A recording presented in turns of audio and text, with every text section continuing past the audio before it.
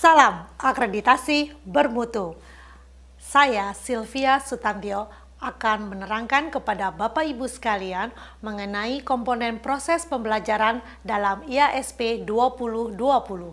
Bapak Ibu, proses pembelajaran adalah hal penting yang perlu diperhatikan saat asesor melakukan visitasi ke sekolah. Dalam IASP 2020, komponen proses pembelajaran memiliki 3 subkomponen, yaitu kualitas pembelajaran, iklim belajar, dan pemanfaatan sarana-prasarana penunjang proses pembelajaran. Di dalam komponen proses pembelajaran ini ada butir inti dan juga ada butir yang khusus. Untuk selengkapnya, Bapak Ibu dapat menyaksikan lewat tabel berikut ini.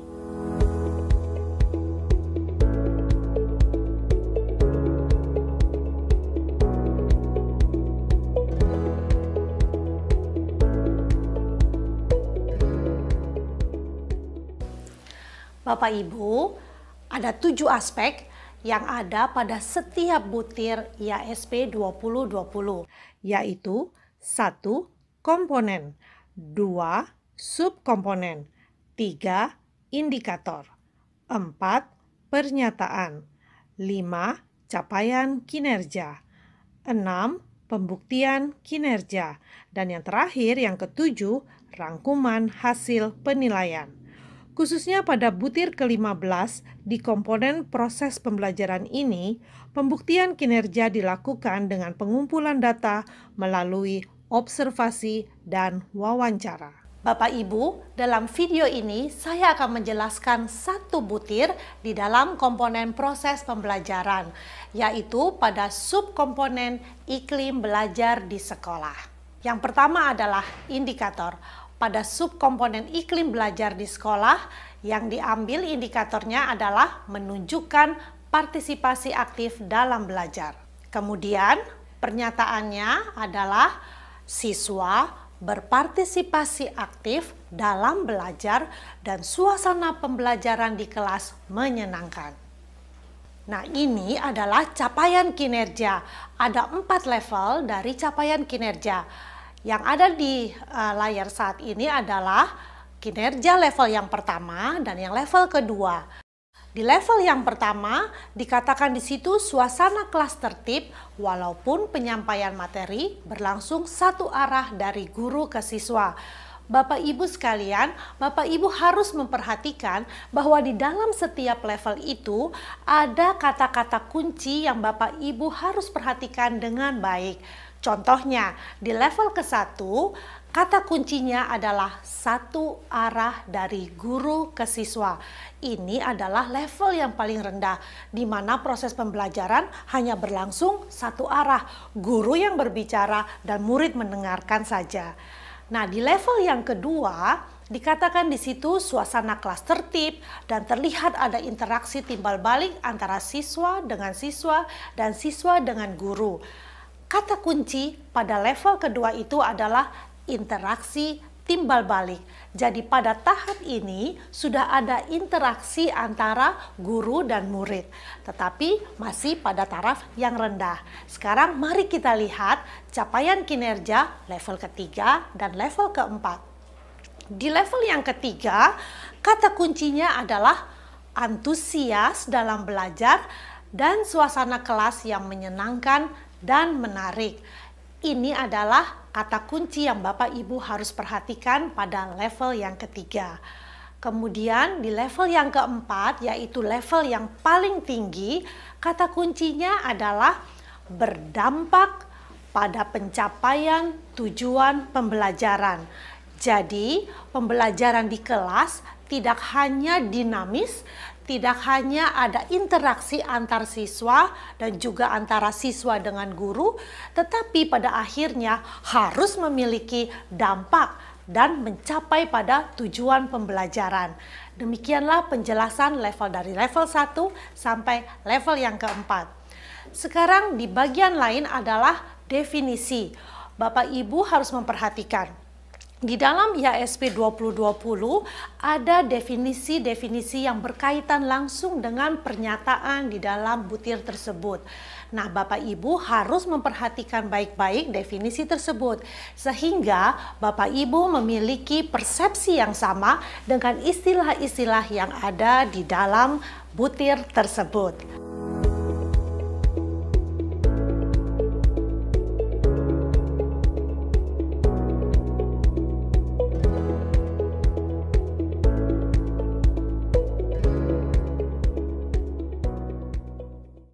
Selanjutnya yang akan kita perhatikan adalah bagaimana Bapak Ibu memperoleh data-data.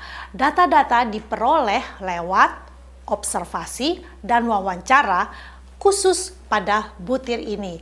Oleh karena itu, Bapak Ibu harus memperhatikan apa yang terjadi di kelas dan juga harus bisa mewawancara guru dan juga mewawancara siswa untuk mengetahui apa yang terjadi di kelasnya.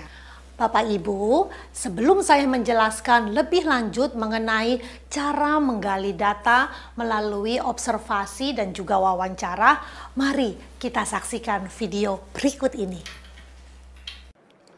Pak Malik, mohon izin, sekarang saya ingin melihat pembelajaran daring di kelas elektronika. Tolong saya dapat diberikan link Zoom meeting agar saya dapat masuk di kelas tersebut. Kirim via WA ya Pak. Oh, baik Pak Marzuki, saya akan langsung WA Bapak ini linknya ke Bapak supaya Bapak bisa langsung masuk ke kelas elektronika. Silakan Pak. Terima kasih Pak Malik. Saya akan ikut masuk di kelas daring Pak Yusro selama 1 jam pelajaran.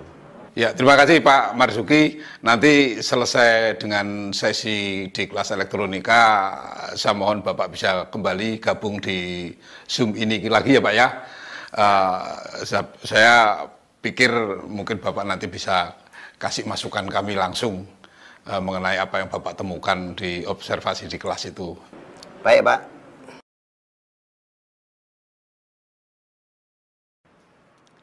Selamat pagi Pak Yusro dan anak-anak semua. Selamat pagi Pak Marzuki, selamat datang di kelas elektronika. Ya, mohon izin, saya ingin mengamati proses pembelajaran yang diampu oleh Pak Yusro. Baik, kita akan mulai pelajaran hari ini. Anak-anak, pelajaran yang lalu Bapak telah menyampaikan pelajaran tentang komponen pasif elektronika. Baik, ada yang mengetahui tentang definisi komponen pasif? Ya, Budi, silakan. Apa itu komponen pasif? Komponen pasif adalah komponen elektronika yang dalam pengoperasiannya tidak memerlukan sumber daya tegangan atau sumber daya arus tersendiri. Ya, benar. Komponen pasif adalah komponen elektronika yang dalam pengoperasiannya tidak memerlukan sumber tegangan atau sumber arus tersendiri. Bagus sekali jawaban dari Budi. Baik, anak-anakku sekalian, pelajaran berikutnya yang akan Bapak sampaikan adalah tentang komponen aktif elektronika. Jadi komponen aktif elektronika adalah komponen elektronika yang dalam pengoperasiannya memerlukan sumber tegangan atau sumber arus sendiri. Nah, untuk melanjutkan materi ini, Bapak akan membagi kelas ini menjadi 6 kelompok. Jadi masing-masing ada 5 ya, karena ada 30 siswa di sini. Nah, sebelum dibagi kelompok, Bapak akan menugaskan kalian mencari contoh komponen aktif elektronika dan apa fungsinya. Nah, buat Pak Marzuki, kelas ini akan saya bagi 6, akan saya breakout menjadi 6 kelas. Silahkan Bapak untuk bisa bergabung di salah satu kelas. Baik Pak Yusro, terima kasih.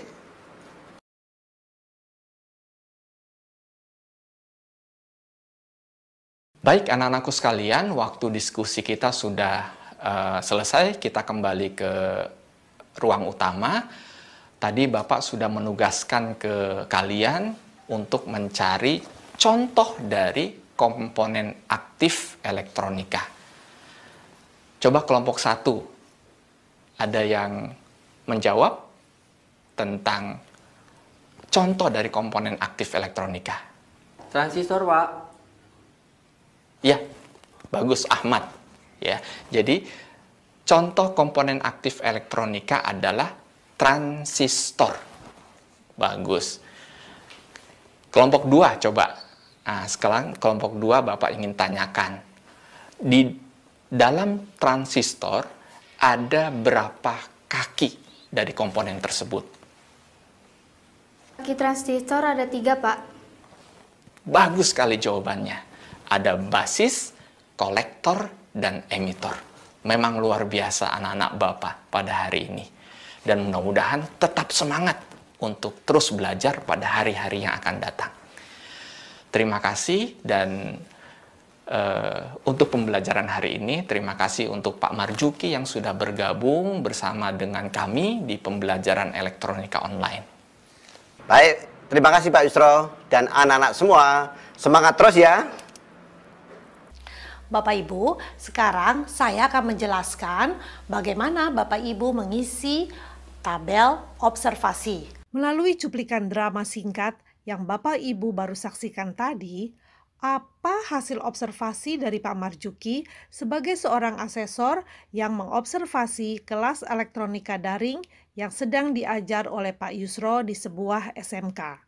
Di dalam pengumpulan data melalui observasi ini, Bapak Ibu harus memperhatikan baik-baik aspek dan indikator yang akan diukur. Untuk butir ini, contohnya ada 3 aspek yang Bapak Ibu harus perhatikan. Yang pertama, menunjukkan adanya interaksi antara siswa dan antar siswa dengan guru. Kemudian Bapak Ibu bisa melihat ada 2 indikator untuk aspek tersebut. Nah, aspek yang kedua adalah suasana pembelajaran terlihat menarik dan menyenangkan, sehingga siswa antusias belajar. Untuk aspek yang ini, ada 4 indikator yang Bapak Ibu juga harus perhatikan. Kemudian, untuk aspek yang ketiga, tujuan pembelajaran tercapai, ada 2 indikator yang Bapak Ibu juga bisa perhatikan baik-baik.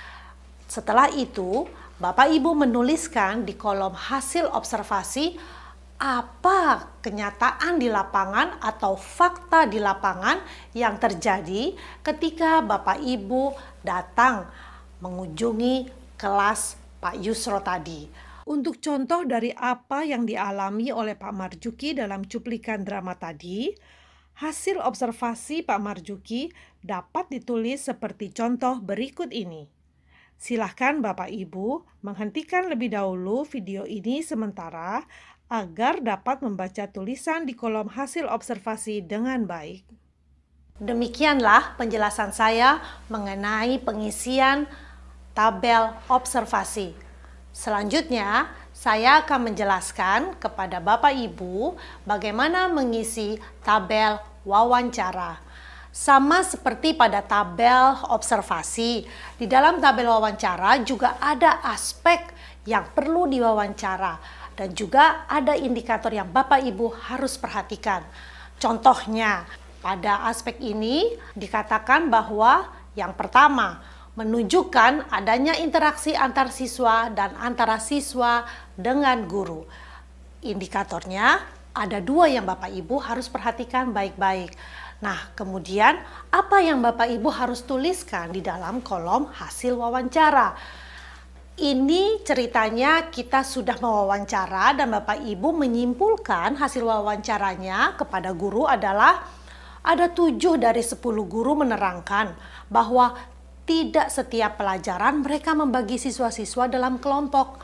Namun, diskusi berupa tanya jawab hampir selalu ada di setiap pertemuan. Nah, kemudian Bapak Ibu, asesor juga bisa menuliskan apa hasil wawancara untuk aspek yang ini ketika asesor menanyakan kepada siswa. Di sini bisa dituliskan siswa-siswa yang di atas rata-rata, yang sedang, dan yang di bawah rata-rata mengatakan bahwa guru tidak selalu melakukan diskusi kelompok. Namun guru selalu bertanya ketika mengajar. Mengapa demikian? Karena Bapak Ibu asesor mewawancara ada murid yang di atas rata-rata, murid yang sedang-sedang saja, dan murid yang di bawah rata-rata. Sehingga semuanya Bapak Ibu tuliskan apa pendapat mereka. Demikian Bapak Ibu. Untuk yang aspek selanjutnya boleh Bapak Ibu lihat hampir sama. Bapak Ibu memperhatikan aspeknya, kemudian juga indikatornya, kemudian Bapak Ibu menuliskan pada kolom guru dan siswa hasil dari wawancara yang Bapak Ibu sudah lakukan ketika visitasi. Demikian juga yang pada aspek yang terakhir, aspek ketiga. Sama seperti aspek yang pertama dan yang kedua, itu yang Bapak Ibu harus lakukan. Demikianlah Bapak Ibu penjelasan saya mengenai bagaimana mengisi tabel wawancara. Nah, sekarang setelah sudah diisi tabel observasi dan Bapak Ibu juga sudah mengisi tabel wawancara, terakhir Bapak Ibu harus mengisi yang namanya tabel rangkuman. Bapak Ibu, silahkan menghentikan sementara atau mem-pause video ini untuk membaca dengan saksama petunjuk pengisian tabel rangkuman. Secara khusus, Bapak Ibu perhatikan baik-baik poin yang kelima, terutama pada kalimat yang berwarna merah. Bapak Ibu, sekarang saya akan menjelaskan bagaimana mengisi tabel rangkuman selangkah demi selangkah. Di tabel rangkuman ini, pada kolom kedua yaitu aspek kinerja butir, selalu sudah ada tertulis aspek kinerjanya. Khususnya untuk butir 15 ini, aspek kinerjanya adalah pembelajaran dinamis dan menyenangkan serta siswa antusias. Nah, sekarang mari kita cermati kolom yang ketiga. Pada kolom ini, kesimpulan dari hasil observasi dan wawancara yang telah dilakukan harus dituliskan dan dideskripsikan. Contohnya sebagai berikut. Guru kadang-kadang meminta siswa berdiskusi dalam kelompok. Namun, siswa terlihat biasa-biasa saja dalam proses belajar mengajar. Hanya siswa yang di atas rata-rata terlihat antusias dalam menjawab pertanyaan guru. Setelah selesai menuliskan kesimpulan hasil observasi dan wawancara pada kolom ketiga ini, ada tombol save yang harus diklik agar tulisan dalam kolom ketiga tersebut dapat disimpan. Jika tombol save tidak diklik, maka kolom 4 tidak akan keluar atau muncul di layar. Jadi, kolom ketiga harus diisi terlebih dahulu sebelum melanjutkan ke kolom yang keempat. Selanjutnya, ada tertera di level kinerja. Bapak Ibu perlu berpikir secara khusus bagaimana level yang Bapak Ibu mau lingkari, ya. Contohnya pada butir ini ada 4 level kinerja. Bapak Ibu berdasarkan hasil dari kolom ketiga, kemudian Bapak Ibu memilih apakah A, B, C, dan D yang sesuai dengan tulisan yang Bapak Ibu sudah lakukan di kolom ketiga. Dalam hal ini, yang paling cocok adalah yang C, bahwa guru melakukan pembelajaran yang dinamis dengan menciptakan suasana yang antusias. Itu kolom yang Bapak Ibu perlu perhatikan baik-baik. Kemudian selanjutnya kita mengisi kolom yang kelima, yaitu kolom skor kinerja. Nah, Bapak Ibu perlu menentukan apakah levelnya 3, 2, atau 1. Kalau Bapak Ibu perhatikan baik-baik, pada waktu Bapak Ibu menuliskan di kolom yang ketiga, Bapak Ibu menuliskan guru kadang-kadang meminta siswa berdiskusi. Kemudian hanya siswa yang di atas rata-rata saja yang senang menjawab, yang lainnya biasa-biasa saja.